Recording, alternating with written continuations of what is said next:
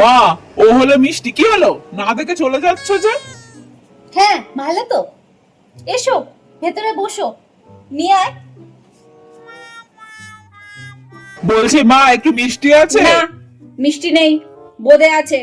তোর বাবা মুড়ি খাবে বলে বোঁদে নিয়ে এসছে। জিজ্ঞাসা কর যদি বোঁদে খেতে চায়। বোদে? ওই বদলে বোঁদেই ঠিক আছে। লাগলে বলিস, দিয়ে যাচ্ছি। বাহ, খাটে বসে পড়েছো?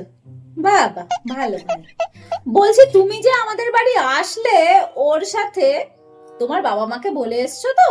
মানে ওনারা রাজি হয়েছেন তো, নাকি আবার না বলে টলে? না না কাকিমা, বাবা মা সব জানে, ওরা বলেছে বলেই এসছে। আসলে বাবা মার শিক্ষা সব।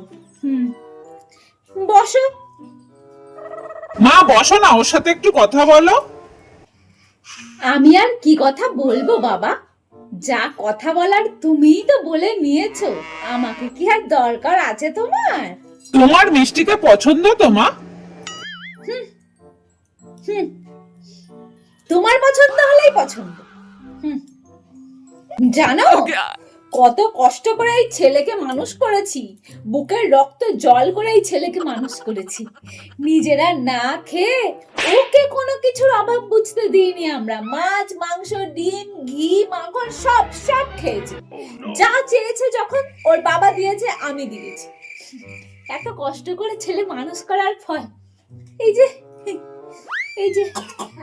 মা, আমি মিষ্টিকে বাড়ি দিতে গেলাম। কি গো, শুনছো? বাড়ি দিতে গেলাম মিষ্টিকে। হ্যাঁ, তা দিতে যা, আমি কি বারণ করেছি? দিতে যা।